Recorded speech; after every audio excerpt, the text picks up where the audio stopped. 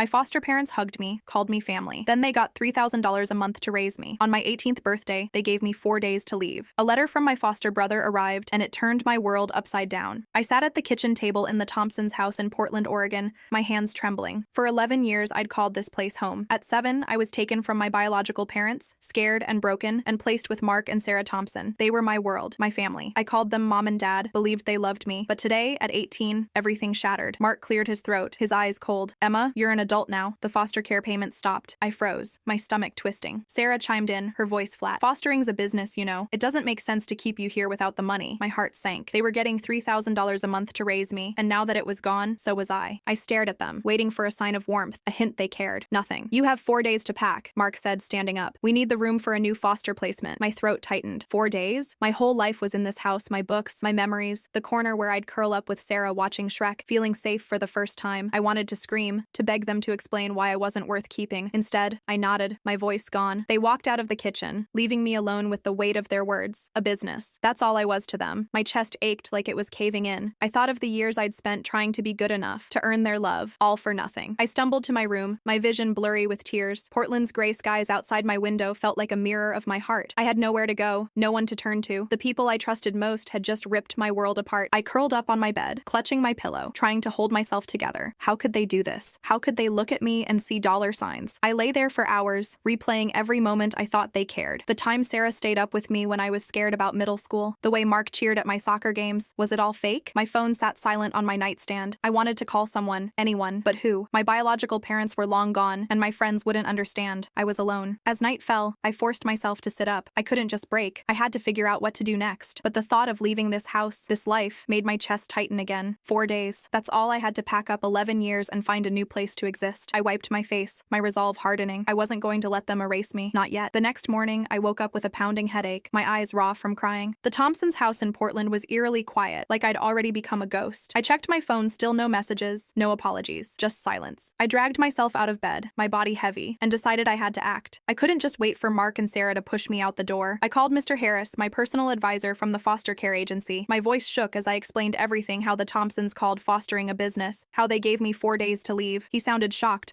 promising an emergency meeting that afternoon. We'll find you a place, Emma, he said. His kindness made my throat tighten again, but I held it together. I had to. Back in my room, I started researching. I had a conditional offer from a university in Seattle, but I wasn't a student yet, so I doubted they'd help. Still, I emailed their admissions office, my fingers trembling as I typed. Maybe they'd have resources for someone like me. I also searched for part-time jobs in Portland, barista, retail, anything to keep me afloat. Each click felt like a tiny rebellion against the Thompsons' betrayal. Downstairs, Mark and Sarah acted like I didn't exist. I passed Sarah in the kitchen, and she looked right through me, not offering so much as a glass of water. My stomach growled, but I didn't dare ask for food. I grabbed a granola bar from my stash and ate it in my room, the crumbs falling onto my laptop. It hit me they were done with me. I wasn't their daughter anymore, just a tenant they couldn't wait to evict. I thought about refusing to leave. What could they do? Drag me out? I wasn't going anywhere until I had a safe place to land. Mr. Harris had mentioned emergency housing, maybe a hostel or a temporary apartment. I clung to that hope, but the uncertainty gnawed at me. What if I ended up on the streets? The thought made my chest tighten, my breath shallow. I pushed it away, focusing on my next steps. By noon, I was exhausted, running on 2 hours of sleep. My mind kept circling back to the Thompsons' words. It's just business. How could they say that after 11 years? I remembered the times I'd felt loved, like when Mark helped me with math homework or Sarah hugged me after a bad day. Were those moments real or just part of their act? The doubt ate at me, but I couldn't dwell on it. I had to keep moving forward, even if it felt like wading through mud. As I waited for my meeting with Mr. Harris, I stared at my packed bags in the corner. 4 days. That's what they gave me to erase my life here, but I wasn't going to let them win. I'd find a way out, no matter how hard it was. I sat on my bed, staring at my phone, my thumb hovering over Liam's contact. He was my best friend, the one person I thought would get me. I needed to talk, to let out the storm raging inside me after the Thompsons' betrayal. I called him, my voice cracking as I spilled everything, how Mark and Sarah called fostering a business, how they gave me 4 days to leave our Portland home. I waited for his support, for him to be as angry as I was. Instead, Liam's voice was sharp. Emma, you're being ungrateful. They fed you, housed you for years. Not everyone wants a kid who's not theirs. His words hit like a slap. My chest tightened, my breath catching. Ungrateful? I'd spent 11 years trying to be the perfect daughter, believing I was loved. How could he not see how much this hurt? You don't get it, I snapped, my voice rising. They got $3,000 a month to raise me, and now that it's gone, I'm nothing to them. Liam sighed, like I was overreacting. They still kept you until you were 18. That's more than some would do. I froze, my heart sinking. Was he right? Was I being unreasonable? My head was foggy from lack of sleep, my emotions a tangled mess. I tried to explain, my voice shaking. Liam, they lied to me. They made me think I I was family, but he just doubled down, saying I should focus on the good they did. The argument escalated, both of us yelling until I hung up, tears streaming down my face. I threw my phone onto the bed, my hands trembling. Out of everyone, I thought Liam would understand. Now, I felt more alone than ever. I paced my room, the walls of the Thompsons' house closing in. Was I wrong to feel betrayed? My mind spun, replaying Liam's words. Maybe I was too emotional, too tired to think straight. I hadn't slept more than 2 hours last night, and my body felt like it was running on fumes. I wanted to call him back, to fix this, but my pride wouldn't let me. Sitting on the floor, I hugged my knees, trying to calm the ache in my chest. Liam was supposed to be my rock, the one who'd listen when everything fell apart. Now, I wondered if I'd misjudged him too. I decided I'd talk to him tomorrow after some rest, hoping this fight would just blow over. But deep down, I was terrified. If I couldn't even count on Liam, who did I have left? I was in my room, scrolling aimlessly, trying to distract myself from the chaos of the last few days in Portland. My phone buzzed, and my stomach dropped when I saw Ethan's name, my foster brother, the Thompsons' son. He'd sent a screenshot of a post I'd made online, pouring out my pain about Mark and Sarah kicking me out. My heart raced. How did he find it? The post had blown up, thousands of upvotes, and Ethan, the one who got me into social media, must have stumbled across it. He knocked on my door, his face pale. "Emma, did you write this?" he asked, holding up his phone. I tried to deny it, my cheeks burning, but I'm a terrible liar. He saw right through me. "Why didn't you tell me?" he pressed, his voice soft but urgent. I shrugged, my throat tight. "I thought you knew they were throwing me out." Ethan shook his head, his eyes wide with shock. "I had no idea. They told me you wanted to leave." My jaw dropped. They lied to him too? He sat on my bed, scrolling through my post, his expression darkening. "This is messed up, Emma. I'd never have let them do this if I knew." For the first time in days, I felt a flicker of hope. Someone believed me. Someone cared. Then, without asking, Ethan did something that made my stomach lurch. He sent the post to the family group chat with a message. "Mom, Dad, you need to see this. Look at what you're doing to Emma." My phone lit up with notifications, but Mark and Sarah didn't respond. The silence was deafening. I locked my door, my hands shaking, my breath shallow. I could feel a panic attack creeping in, my chest tightening like a vice. I curled up on my bed, staring at the ceiling. Ethan meant well, but now the Thompsons knew exactly how I felt. My raw, unfiltered pain was out there. Would they confront me? Ignore me? I didn't know what was worse. All I knew was that I couldn't face them. Not now. My safe space, this room, didn't feel safe anymore. I was trapped, waiting for the fallout, and it terrified me. I sat on the edge of my bed in the Thompsons' Portland house, my phone heavy in my hands. Ethan's group chat message exposing my post hung over me like a storm cloud. I couldn't face Mark and Sarah, not yet, but the words I'd been holding back for days clawed at me, demanding to be let out. I opened a blank message, my fingers trembling, and started typing to them, pouring my heart into every word. "When I was 7, I came to you broken, scared of every shadow. My biological parents taught me love was conditional, a reward I had to earn. You, Mark and Sarah, showed me something different. You hugged me when I cried, stayed up with me when I was scared. I remember sitting in your arms, Sarah, watching Shrek, feeling safe for the first time. You taught me I was worthy of love, that I wasn't a burden. I believed you were my family. But now, you've changed. You sat me down, called fostering a business, and gave me 4 days to leave. 4 days to erase 11 years. My chest aches, like that scared 7-year-old is back, wondering why I'm not enough. You got $3,000 a month to raise me, and when it stopped, so did your care. I keep asking myself what changed. Was it all a lie? Did you ever see me as more than a paycheck?" I stopped typing, my eyes burning. This message wasn't to guilt them or beg to stay. It was for me, to reclaim my voice. I saved the draft, my heart pounding. I couldn't send it yet, not while I was still under their roof, where their silence already cut like a knife. I'd wait until I was out, until I was safe. I looked around my room, at the packed bags in the corner. The thought of leaving hurt, but staying felt worse. I wasn't their daughter anymore, just a transaction they were done with. My hands shook as I set my phone down. I needed to hold on, to get through this, but the weight of their betrayal made every breath feel like a fight. I stood in the doorway of my room in the Thompsons' Portland house, my bags packed, my heart heavy. Today was the day I'd leave for good. Mr. Harris, my advisor, had found me a spot at a hostel downtown, a place for foster care leavers like me. It wasn't much, but it was mine, a small room, a fresh start. I took one last look at the space I'd called home for 11 years, the walls holding memories of laughter and tears. My chest ached, but I couldn't stay. As I loaded my bags into Mr. Harris's car, I learned the truth. The Thompsons got $36,000 a year to raise me. The number burned in my mind. Was that all I was worth? I wanted to scream, to confront them, but they weren't even there to say goodbye. Their absence stung more than words could. I climbed into the car, my hands trembling, feeling like that scared 7-year-old again. At the hostel, I unpacked in my tiny room, the walls bare, the bed creaky. Mr. Harris had been kind, even paying for a pizza to welcome me to my new life. I sat on the floor, the smell of pepperoni filling the air, but I couldn't eat. My phone buzzed with notifications, but I ignored them. I opened the draft message to Mark and Sarah, my fingers hovering over the send button. It was time. I hit send, then left the family group chat, my heart pounding. I curled up on the bed, the pizza untouched. Relief mixed with emptiness, like I'd shed a heavy weight but lost a piece of myself. I was free from the Thompsons, but the loneliness was crushing. My head spun with everything I needed to do: find a job, prepare for college, survive. I wanted to cry, to let it all out, but I was too tired. All I could do was lie there, staring at the ceiling, wondering how I'd make it through. My phone rang, shattering the quiet of my hostel room in Portland. Sarah Thompson's Emma's name flashed on the screen. My heart stopped. I'd only been gone a day, settled into this bare, creaky space, and now she was calling. I answered, my voice barely a whisper. She was sobbing, her words tumbling out. Emma, I'm so sorry. I had no idea you felt this way. Please come back. My stomach churned. Was this real? She kept going, saying she regretted everything, that she loved me, but her tears felt like a trap, twisting the knife of their betrayal. You can't throw me out and then cry like you care, I said, my voice shaking. You called me a business. She just repeated, I'm sorry, her voice breaking. It sounded desperate, but after 11 years of trust, how could she not know how this would crush me? I hung up, my hands trembling, and blocked her number. But doubt crept in. Was I too harsh? Was I the bad guy here? My head was a mess, exhaustion blurring everything. I lay on my hostel bed, staring at the cracked ceiling, replaying her words. Maybe she meant it, but it felt manipulative, like she wanted to erase the pain she caused without owning it. I couldn't go back. Not now. The next day, I met Liam at a coffee shop. His apology was quiet but real. I was wrong, Emma. I didn't get how much they hurt you. We talked for hours, and I felt a weight lift. He was back in my corner. Mr. Harris called too, saying I was on the list for social housing. A small apartment might be mine soon, and the university in Seattle had promised support if I got my grades. I started to see a path forward. The pain was still there, raw and heavy, but I wasn't that scared 7-year-old anymore. I'd survived worse. I posted my story online, not for pity, but to reach others like me, to let them know they weren't alone. The responses flooded in people who'd been through the same betrayal, offering support, sharing their stories. It gave me strength, a spark of hope. I sat in my hostel room, my laptop glowing in the dim light. I wasn't just surviving, I was rebuilding. The Thompsons had broken my trust, but they couldn't break me. I'd make it to college, get my own place, live on my terms. For the first time in days, I felt a flicker of pride. I'd come this far, and I wasn't giving up.